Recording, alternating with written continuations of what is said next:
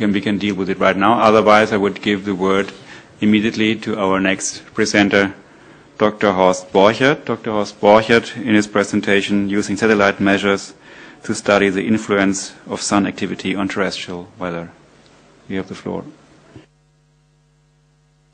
Thank you very much. I can speak about 10 years experiments, and I was working to look for cause of climate change, and the simplest method to describe climate change is to study ground near temperature. The first picture, please, shows the laughing sun. Thank you. The next, please. That is the temperature of global temperature of northern hemisphere. And there we see we have climate jump number 1 and climate jump number 2. The first was between 1920 to 40, and the second since about 1980. And that is the important period. IPCC says greenhouse effect of CO2 has caused this increase of global temperature. My meaning is, without measurements, no knowledge. But they can't verify this theory by measurements. That's very important. It's all theory and calculation. Ground near temperature in Central Europe and USA increases with a jump in 1989. That was astonishing. It was not a continuum, it was a jump. After that, temperature was nearly stable. Since about 2008, it tends to be decreasing. The next, please. The next. Yes, you can see that CO2 is here increasing. CO2 is increasing by evaporating out of warmed oceans. That is the result of my work. The next, one must measure, I have said already. And here you see a picture about cloudiness, about the temperature first of the station, for instance, in Germany, in Trier, from the DVD, German weather service. And you see, 1989, there is a jump of temperature. There is a jump of cloudiness. Cloudiness is reducing. And the second curve shows sunshine duration makes a jump. It is increasing about 0.5 hours a day in the meantime of 1 year.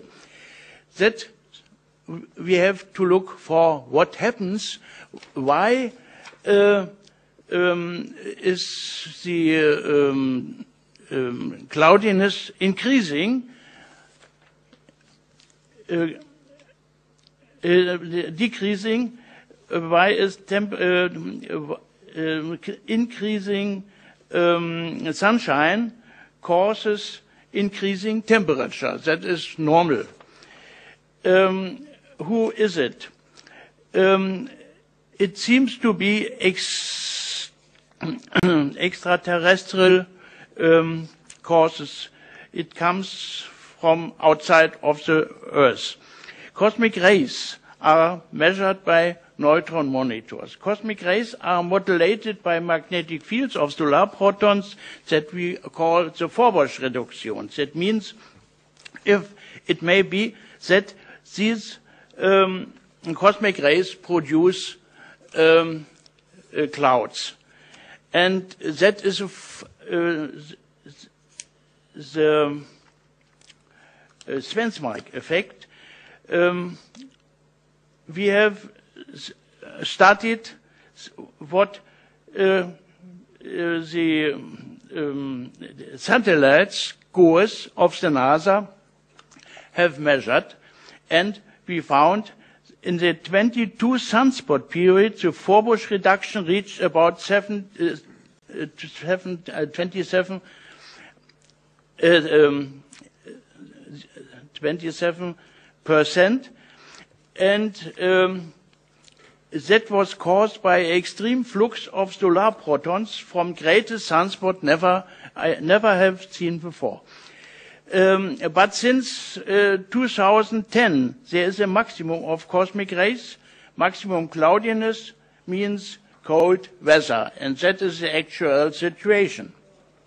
This page shows the development of cosmic rays, and who is changing cosmic rays? That are solar protons. The next, please. The next page says the correlation between cloudiness in a German station, for instance, here in Potsdam, and we see with the cosmic rays measured in Moscow that there's a very good neutron monitor. We are measuring the secondary rays of cosmic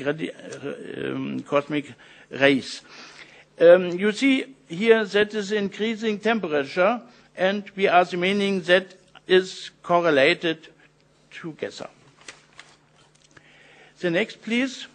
The link between extraterrestrial and terrestrial components delivers the Svensmark effect. I said about it. Secondary particles of cosmic rays produce clouds.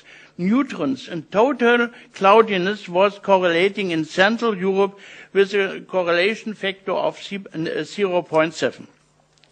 The mean long-time reduction of cloudiness was 4%, and neutrons about 3% in 30 years, in the last 30 years. That gives an increase of global temperature about 0.6 degrees centigrade in the North Hemisphere. The next, please. Yes. From 1980 to 209, also in 29 years, here is a very good correlation between cloudiness and the reduction of cosmic rays using a delay time of 2 months. In an estimation results that about 30% of the clouds are produced by secondary particles of cosmic rays. I think that is very important. Largest reduction of cloudiness by Forbush reduction was 6%. The source of cosmic rays seems to be the Crab Nebula. Please, the next one. Back. Okay. That is an exploded star. These produce in our atmosphere secondary charged particles which are microaerosols. These particles produce clouds. My results, I said right, about 30% of clouds are produced by cosmic radiation. Changing intensity of solar protons and solar electrons modulates cosmic protons by magnetic deflecting respectively combination to hydrogenium. The last is a very new observation. Now, how works it, this very complex system? The jet stream of solar protons. Now, the next, please. Ein bisschen zurück. Zurück. Back. Okay, we look for this. There we see a correlation between cosmic rays and cloudiness in NASA station. You see that we can show that the Svensmark effect is real. And I must remember that in the last year, CERN has made an experiment to verify this connection between cosmic rays and cloudiness on our world. And that is controlling climate. That's a very important thing. We can now measure cosmic rays and we can study this, and now we can make a prognosis about the weather by studying the sun activity.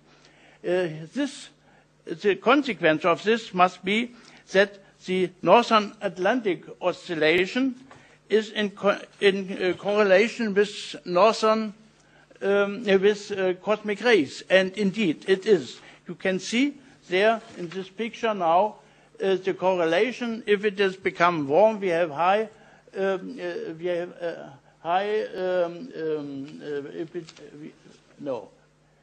we have warm temperature in Europe, then we have high.